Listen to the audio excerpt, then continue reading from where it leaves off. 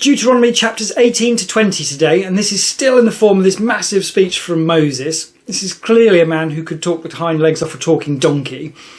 And it opens with another mention of this wickedness of the people already living in the promised land, so a little bit more of an explanation of why they're being destroyed, as it said. And again, it's making reference to this idea that sons and daughters are being burned in the fire. This never seems to get mentioned when you hear anyone talking about the genocide in the Old Testament. And it really is kind of a key bit of information, isn't it? Because if those people are actually setting fire to children, then it puts them up there with the worst people who've ever lived in the whole of history. So, yeah, the more I read of this, the more this whole complaint about the genocide thing doesn't seem to make any sense.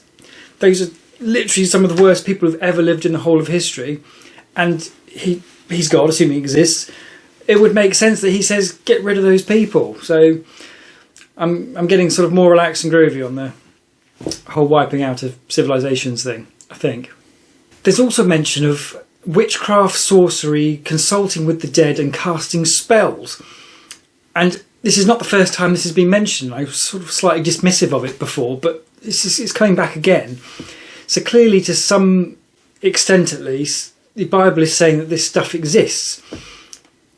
Oddly, actually, this ties into something I was talking to my mum about earlier this week or last week, relevant to something that was involved in what my dad did, was part of being a vicar, or his views. I haven't quite figured out yet how to distill that into something that I could put here, but I need to think on that further, and then I'll possibly do a tangent video, because it's a really weird part of... I don't know, is it weird that it's weird almost though, isn't it? When we're talking about parting Red Seas and flies and locusts and all the rest of it. But sorcery and witchcraft is weird. So, yeah, I need to think on that. But I should probably do a tangent video on that at some point anyway. There's another good bit that just sums up with a general principle of talking about the objective for the Israelites is to be blameless before God. And for all these rules, and you're left with things like be excellent to each other, be blameless before God. I mean, that seems like a pretty simple wrapping up principle. And obviously what it takes to be blameless is those rules. But I think it's easy to lose sight of the point of what you're doing because of all the detail. So if you think of it coming back to be excellent to each other and be blameless, you can sort of work with that, I think. There's some rather exciting talk from Moses of a prophet who he says will be like him, who will come at some point in the future and will speak the word of God, and God will back him up. There's a bit of a problem with this, though, in that he says that if there's a false prophet who comes along, then the Israelites are to put him to death. And the obvious question for that, I'm thinking as I'm reading this, well, how are they going to know if it's a false prophet or a real one?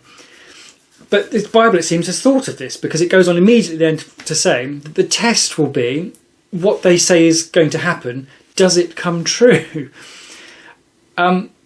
It's a crap test, isn't it? Let's be honest. I mean, for example, if I prophesise that Tesco are going to bring my shopping at 8 o'clock, then by 9 o'clock, if they're not here, we know that it's not right. But I have a feeling there's going to be prophesying things years and years, if not centuries, into the future. That might be very unfair, that might not be the case, but that's where I think this is going, based on having been to church when I was a kid and stuff. And it's not a very useful test, is it? I mean, how am I supposed to put someone to death if it's going to be 500 years before I'll know whether what they said came true or not? I assume I've sort of missed something there anyway, because it's just a rubbish test. But we'll see anyway. And exciting that there's a prophet coming. So we've got the next Moses to some point being prophesied by Moses. So we'll just see how long that takes before this person turns up. There's an interesting idea about setting up a city, or designating a city where people can flee to if they've accidentally killed someone. So if you've deliberately killed someone, then you've got to be put to death. But if you accidentally kill someone, then you can flee to this city and then you will be safe. The example given in the Bible is if you're using an axe and the axe head flies off, hits someone and kills them, you can then flee so no one can seek retribution for that. It would seem, therefore, that it's not okay to deliberately go around killing people, but it is okay to be a complete muppet who would be swinging a thing with a loose handle near people's heads. I don't know. But I suppose at this point, a lot of this stuff is really basic, almost like he's talking to kids to some extent, which I guess will tie back into the idea of evolving maturity of society and civilization to some extent. As, that idea certainly seemed to me to make some sense back in Genesis. That does seem to be panning out quite well, so I'm still liking that theory. There's mention that if someone does deliberately kill someone, then they are to be put to death. So, and this concept alluded to of life for a life, eye for an eye, tooth for a tooth. I read something about this a while ago. I can't think where it was, but there was this idea, because in my head that's like, so if you come and knock out my tooth, I don't have to be all Christian and forgive you and all that. So it's perfectly okay for me to chase after you, smack you in the face and knock your tooth out. Doesn't seem very...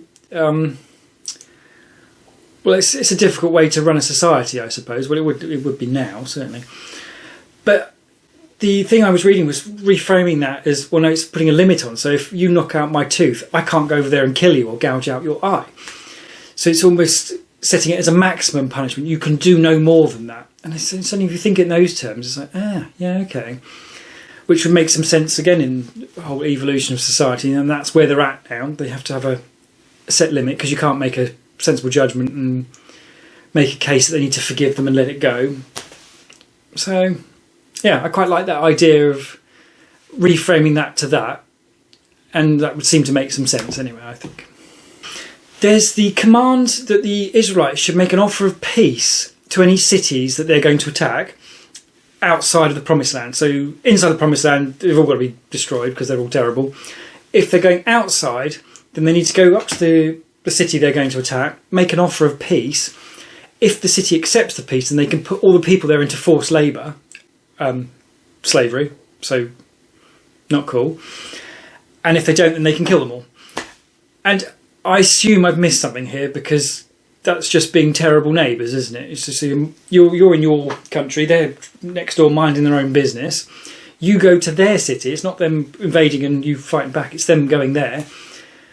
Say, all become our slaves, or we're going to kill you.